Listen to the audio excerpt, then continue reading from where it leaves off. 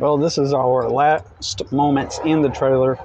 We already technically moved out and spent the night in the apartment, and we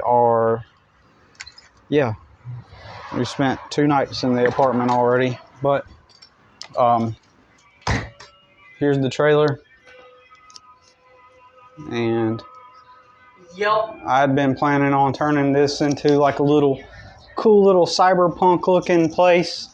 Was gonna put some black or gray carpet there, put some nice flooring there, make it look cool, and just make it look like a fun place, for the next 5 years. Stack my money because the rent was like $400 a month.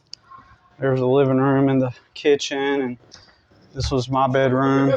And I actually, the whole time I was staying here, spent the night in that bedroom twice for a little like a year and 3 months. Because I had my stuff stored in there because I was making plans. And then can't see the bathroom, but it's in my other videos. But this was my son's room. And yeah, I didn't get a chance to do all my plans just simply and only because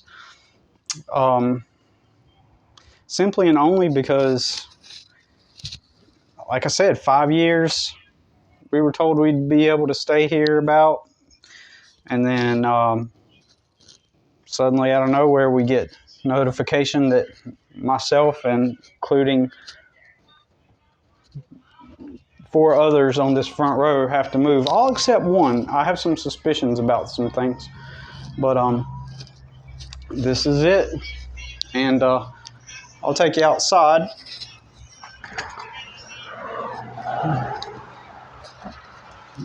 This is the yard. I got a bunch of stuff that I gotta get rid of. I collected a bunch of stuff over time to help me with the process of it looks like a bunch of junk, and it kind of is, I guess, but it's not too. I'm very handy. I know how to turn things into things. This is all a bunch of landscaping stuff right here, actually,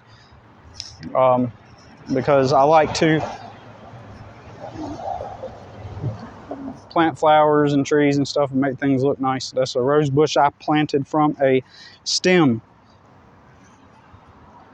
A random stem that had fell on the ground from some rose bushes I trimmed.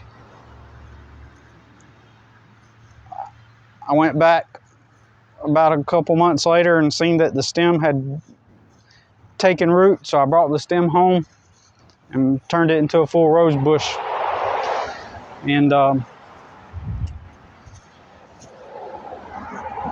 it's raining out here. Anyways, there's the trailer. Just a little trailer.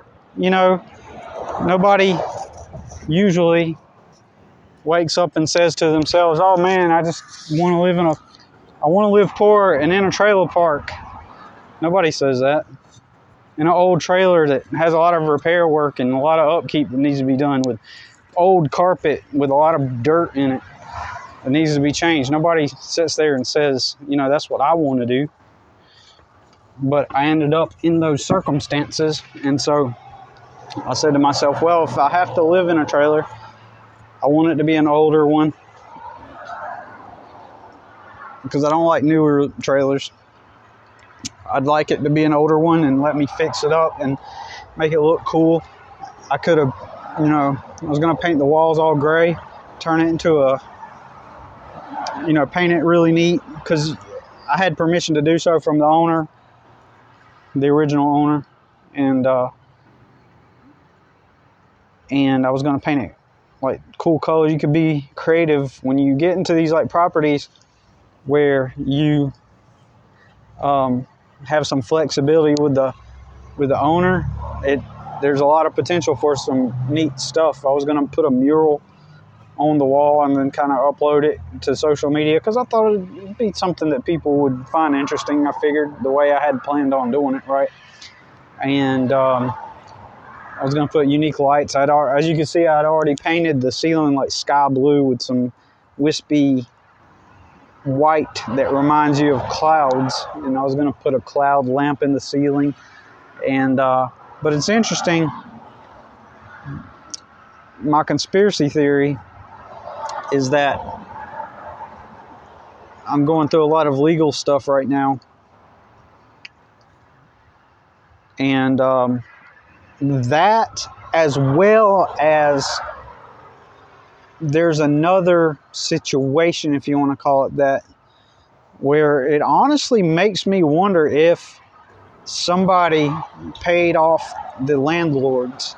Since we were told we were going to live here about 5 years, I'm the only one moving out of here. I'm literally only one moving out of here. And I'm the only one that got a certified letter. I'll tell more about this in the future, but I'm the only one that got a certified letter in the mail, and none of the other people did. And it's almost like I was targeted. And I know that sounds crazy on the surface, but if you understood the types of people that are within my sphere of influence, it would make sense to you why I would be suspect of that. And you would think, well, if that were true, then why would they send a notice to the other people, right? Well, they all got letters taped on their door. I'm the only one that got a certified letter, okay? For one. And I know some people with money, right? Some decent money. Or they can get access to connections with people that have decent money. And that would do them a little favor. In order to make it look like I'm not being targeted, they could potentially pay off.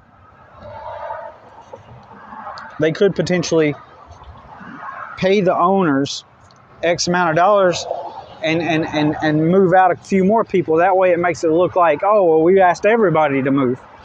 Plus, allegedly, they have a deal with a modular home company that they're going to put modular homes right here in the front row where they're telling us to move out.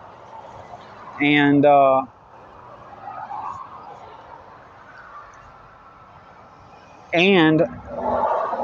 perhaps on down the road that is true, and they can use that as their alibi. Well, we have plans to take these down, and with this X company to put modulars here, that may be until another few years. And so somebody wanted to cripple me and hurt me now. So it's a good timing and a good alibi to just say, oh yeah, we have plans to do this. So they can easily, if these new owners who are leasing to own the property actually, so the first owner is still the owner,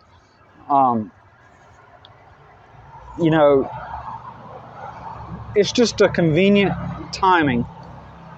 And I wouldn't put it past. Now, I'm literally telling you this. I know some crazy people that would be willing to go that far, to stoop that low, to lowball that hard. I really legitimately do know people that would go that to that extent to hurt me financially, right? And their hope was to perhaps put me into homelessness and cripple me and make me look like I'm like a bad father for my son. And I'm not only talking about my son's mom and her family.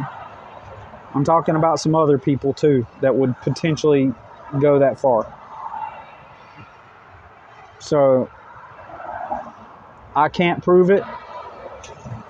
And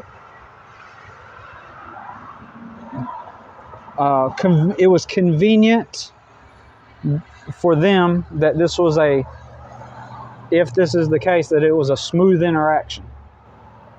If this is the case, it was convenient for them because they could later on gloat about how smart they were, that they were able to pull it off as if it were some, like it took some level of skill and intelligence to make it work, right? As if it took some kind of oh man, we plotted out. It was like Ocean's 11. No, it was just convenient and that good timing for it to have worked. But that's the way energy suckers do, especially ones that are not very smart intellectually, but they have that Dunning-Kruger effect type of mentality where they'll toss spaghetti at the wall enough times, they'll lose a lot and then pull the slot machine, and the times that they do win, they're like, oh yeah, I was so smart. No, that's because you were just stupid and crazy enough to keep to keep doing it at the risk of something bad happening. And so anyways, that is that. And I strongly believe,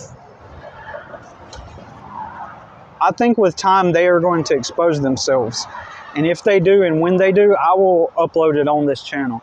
Maybe. Because it's not, I want this channel to be relevant to growing spiritually. But at the same time, I also believe this circumstance could be an applicable learning lesson about how to navigate.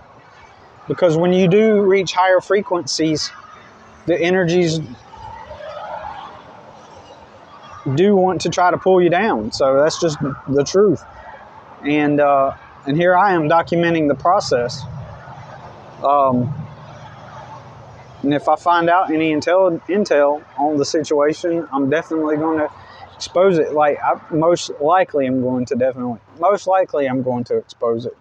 But there are some reasons why I wouldn't, because at the end of the day, I want to let all this stuff go. Hey. Can I tell a joke real quick? What's your joke? What do you call a reverse exorcism? What? When a demon tries to get... Okay, I wasn't sure if I wanted to... I paused it before he shared the pun because I wasn't sure if it was going to be tasteful or something I would want to put on my channel. And it wasn't something I wanted to put on my channel. So I was smart about that. But anyways,